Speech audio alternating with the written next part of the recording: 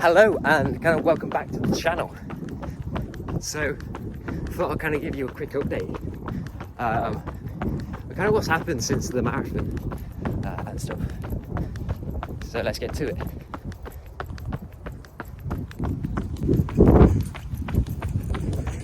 So to kind of get things started then, recovery after the marathon was certainly better than I expected. But given the fact I wasn't running the marathon all out for most of it and then just ran out of fuel at 20 miles and I had to slow down, I think that definitely had a big role in how I felt afterwards. But after the marathon, I then had plans in mind, like what to do next, and I went over to San Francisco to see my girlfriend and a few friends on a holiday, which really enjoyed that trip. And whilst I was out there, had the opportunity to race in the Monterey Bay half. Monterey Bay is an extremely beautiful place, and the half marathon itself just goes all the way along the Big Sur coastline. It's really good fun. I mean, like, how can I not say no? And with that race, I mean, I also had the opportunity to get into free for the elite entry, and I was like, I've got to do this. I really wanted to do this race. Now, at first, I was thinking, I'll just have a run through, maybe race my girlfriend to a new PB. Sadly, I was so surprised when he was on the line. that kind of went, and I was like, let's try and see how good we feel and get some prize money. So I mean, come the week of the race, I was feeling pretty strong going into it. I felt recovered from the marathon for the most part, and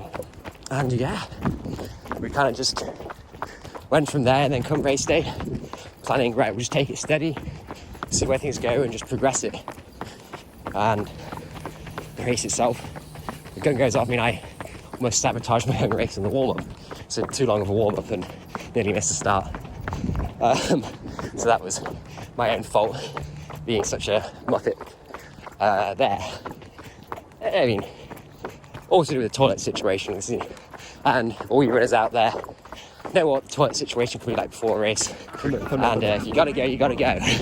But when you have to wait, and it's close approaching, it's never a nice feeling. But anyway, gun goes off. I'm in this elite group at the front of the field, and I just thought, go steadier. I know what my half marathon pace is, just under 5-minute miles. So I thought I'll just stick to just go a little bit over 5-minute miles. First couple of miles, go down from there.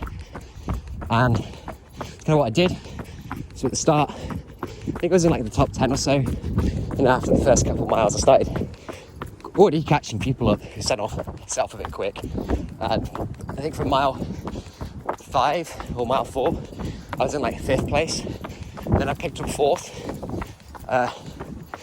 just before the halfway point. And at this point, I was moving. Is that a pheasant? I think that is a pheasant. At this point, I was kind of moving through the race. I mean, I was starting to feel like I was working now, because I think I had a little bit of a headwind coming back. But I was still gaining on second and third, who I could see in the distance. Probably, only just a little bit ahead of me. Maybe about 60 meters or so. But I was starting to close that gap. They got off a bit quick with the eventual winner of the race, who ran just under 1:04, I think. See, I knew I wasn't probably going to catch him, because that's a little bit quick for me. But yeah, it was just a matter of cat and mouse game. Chasing down that second and third spot. Well, still feeling this cold. That would be nice to see on camera. Anyway, let's get your POV back.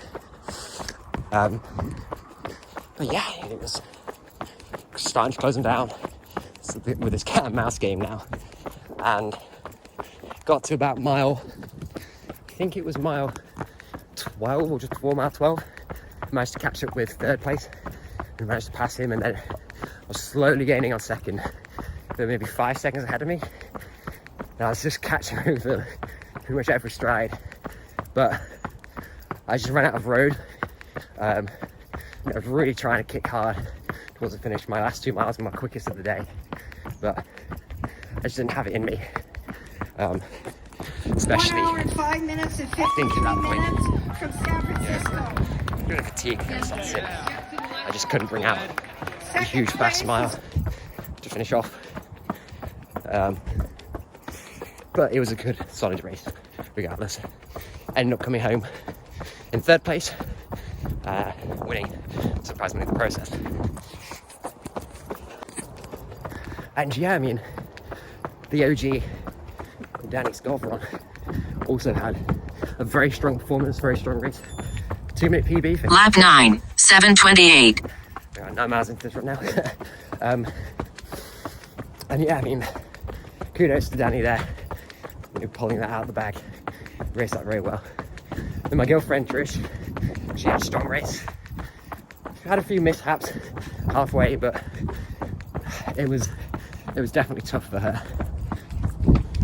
So Trish was trying to go for PB time. I think for her that was around 1:34, 1:33. So I think realistically we're probably looking to target maybe 92 minutes.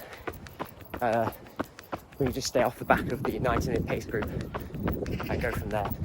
However, due to her placements and kind of the corrals, unfortunately she wasn't with that 90-minute pace group or 95-minute pace group. They were in the wave ahead of her, so she ended up running most of the race by herself. And for Trish it was an even bigger cat and mouse game than it was for me. She was just constantly picking people off, and it's kind of a bit stressful at the start, because you just have, like, what do you do? The pace group you want to run with is 2 minutes already ahead of you.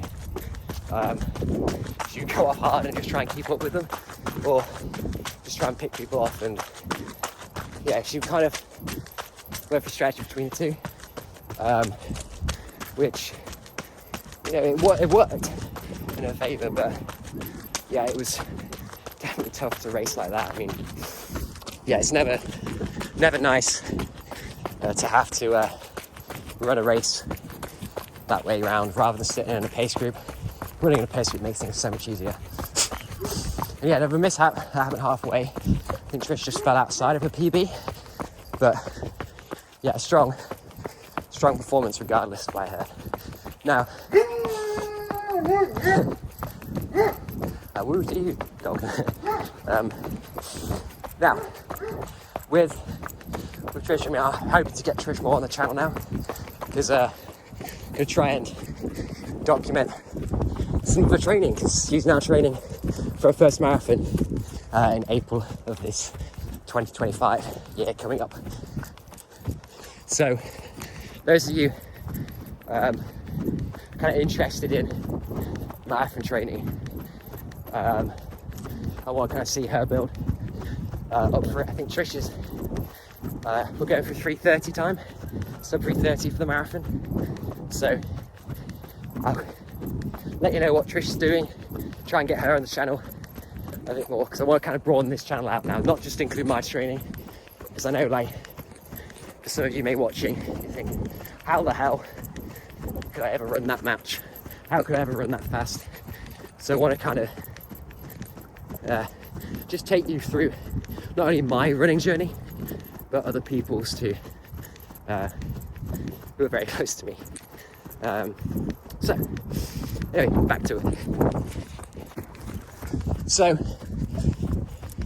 yeah, I mean, after that Monterey Bay half, we've come back to UK, currently running through one of the fields. very, very nice today. But get sidetracked now. Oh, get over the muddy bit. Yeah, UK's getting a bit muddy now. Yeah, after the Monterey Bay half, came back to the UK and had 2 races that I saw on the horizon. Liverpool cross country, which is always a good fun cross country race. And then, last but certainly not least, race which I did yesterday, Telford 10k. So, with those races, I mean, Liverpool, I knew I was going to be in cross country shape, coming from a road marathon to half marathon. And Liverpool, I mean, in 2 weeks after the half, I was like, there's no way I'm going to manage to, I think it was 2, was it 3 weeks? 3 weeks. I thought there's no way I was going to get into good cross country shape for a fast race at Liverpool. So, kind of trained through Liverpool. Still a good race regardless. I think I finished in like 30th, 34th for the senior age group.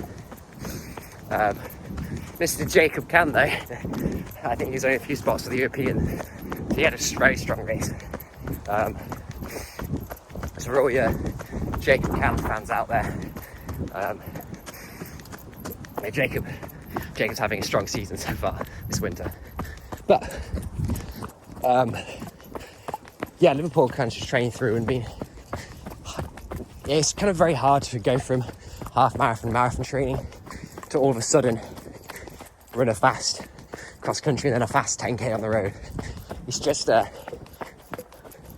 just doesn't happen a lot, and you have to be very accurate, very pinpoint in the training and really do some harder speed sessions. But that's kind of like pushing the boundary a little bit. So instead, I kind of just stuck to the sessions which I knew were good, I knew I could handle. So did some double threshold sessions and wall threshold sessions and a couple threshold track workouts, but nothing too intense, just to kind of maintain that fitness going forward. Still snotty. Yeah, had a very good training week. The week before Telford, probably the best week I've done in a while. Lap 10, 7:28. That's it. That's me done now with a run. But yeah, I mean, Telford going in the week before I did. I think it was 110 miles that week with 2 double threshold days and a track workout, which was probably a little bit too much. It's definitely the highest training load week I've ever done.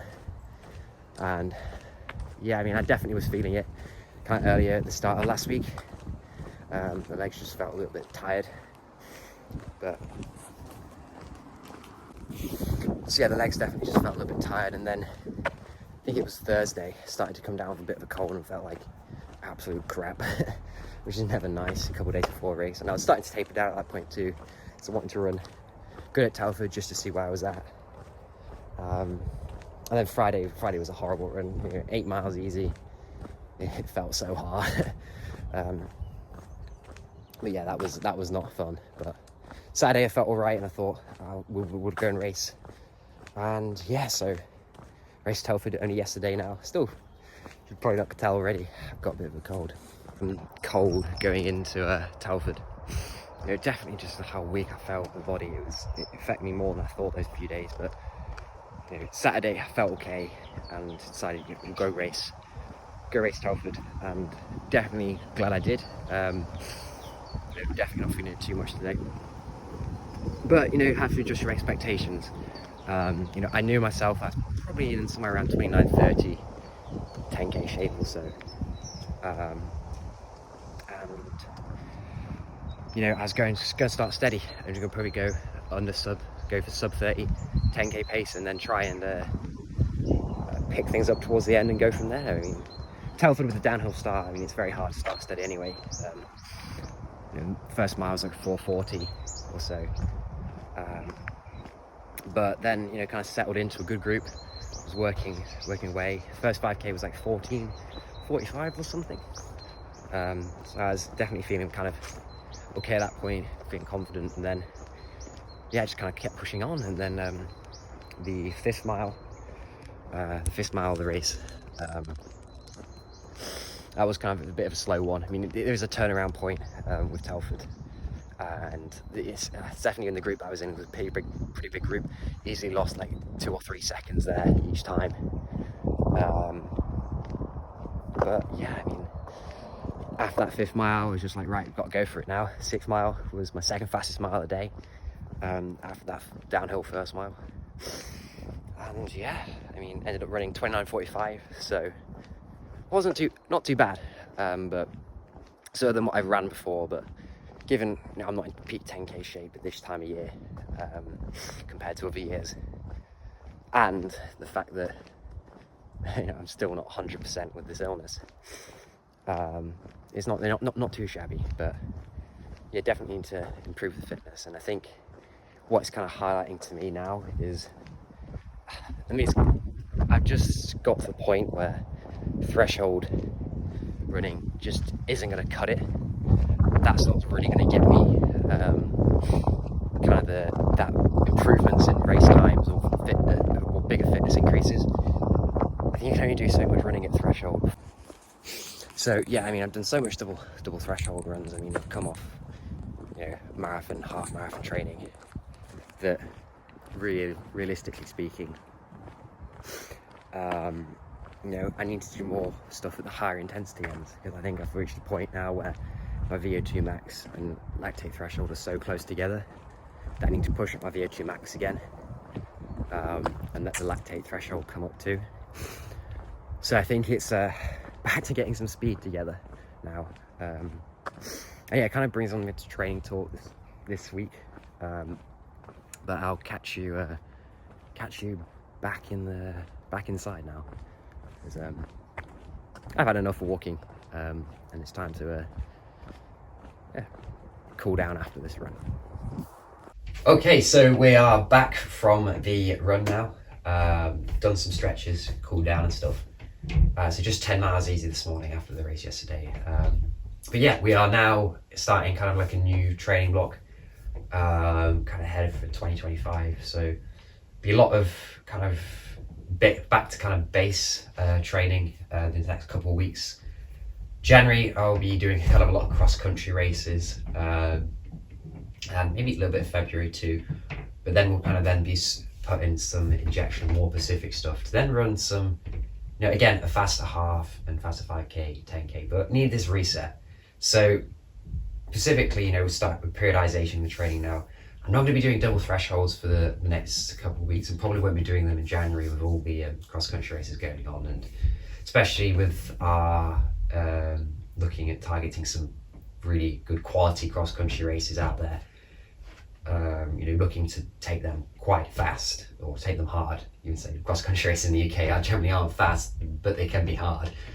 But anyway, just be building up this base now in the winter, building up that strength. So what this will involve, a lot of kind of zone 2 training, and this kind of brings me on to the point that zone 2 training is just an easy running training, but easy running it's an effort rather than a pace necessarily. Conditions are never perfect when you go out there and run. Maybe go out there and run every day. You may be running in a storm, you may be running in the wind, you may be running in the wet, you may be freezing cold and be icy underfoot. That if you're training by pace every time, that you kind of defeat the purpose. You never train in the right zone that you want to. You train by effort is always good, especially when it comes to easy running. So if you follow me on Strava and stuff, you'll see that my easy running goes kind of a wide range of paces. And for me personally, I would say anywhere between 6 minute a mile if I'm feeling great to, maybe even like 9 minute mile if I'm like feeling like feeling absolutely horrible. And I'm just there to really recover. Really, that close to the 9 minute mile range, 8 minute time at mile range is probably pushing to zone 1. That's that walk in the park kind of effort. That's that really easy effort. That there is just purely like active recovery. No general easy running is, anywhere just for me normally between 7 and 8 minutes a mile. I could go faster, but the thing is, by going faster, it's like, what benefit am I getting from going faster? I'm getting no more aerobic benefit. Instead, all I'm doing is just putting more fatigue into the legs. Now granted, there's a time and place to do, you know, slightly steadier, easy running. But yeah, it's easy running should always be an effort rather than the pace. That's kind of the point I want to put home. Anyway, back to kind of what the training will also involve. So looking to definitely get some strength there. So we're just definitely focusing more on some heavy lifting in the gym. Don't remember like becoming like a bulk meathead from some of the ex running YouTubers out there. That's not me. I'm always be a runner. But yeah, I do need to build up some strength, not only from the miles I'll be running, so definitely looking to run more miles next year, but from getting stronger too, to then kind of suit or trying to make my body be able to handle these faster running paces, because that's kind of holding me back a little bit. I kind of struggle to run paces faster than maybe 4:30 a mile, 4:40 a mile for extended periods of time. So I need to try and get more economical at kind of these faster paces. And that comes from building the strength there first, and then building the power on top of that. And you know how to build like the power, well, that will also come from doing some power-based stuff in the gym, but also doing the hills and the hill sprints, the 30-second hills, the extended hills, the Kenyan hills, all the other kind of hill training you get out there to build up that leg strength and the power to essentially build up hills. Because hills are hard, no matter who you are. Doing hill reps is hard, but it's so good, and you know, builds quite a lot of fitness there. But yeah, big thing though is, or probably will be, stopping the double thresholds for a little bit at least. You know, I've had a big kind of extended racing season over the longer distances from, or really back in the late summer, autumn to now, you know, mid-December. And the double thresholds will kind of like keep me in good fitness and help me come through that. And with the races, kind of got a lot of specific fitness built for that. But the double thresholds now kind of feeling like, again, I'm stagnating because I would need to push that VO2 max up. And this will hopefully come from doing some of the hill work and some of the harder cross-country races. And also then stack the harder track workouts, you know, in February, March time to really push that VO2 max up.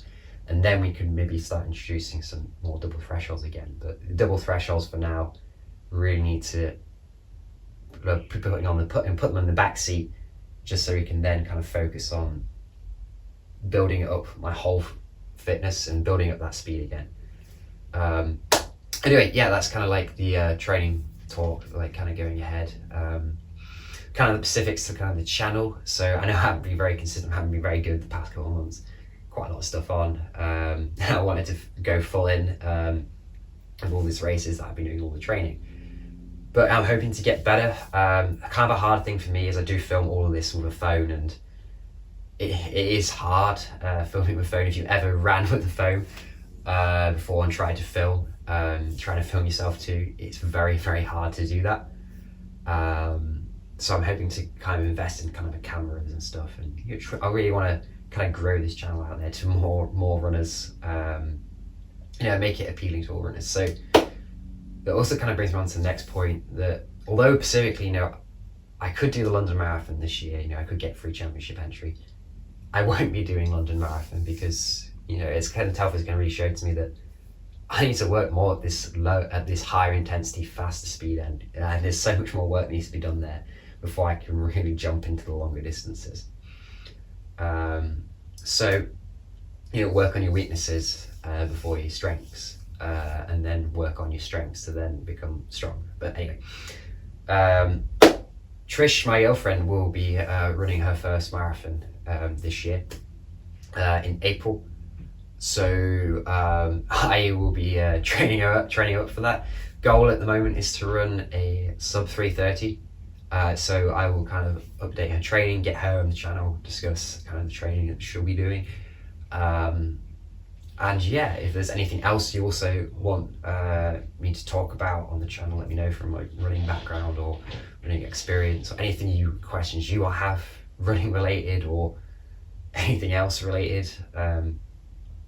So yeah, do let me know. Hoping to put up one more shoe review on the channel, or a couple more shoe reviews. So stay tuned for them.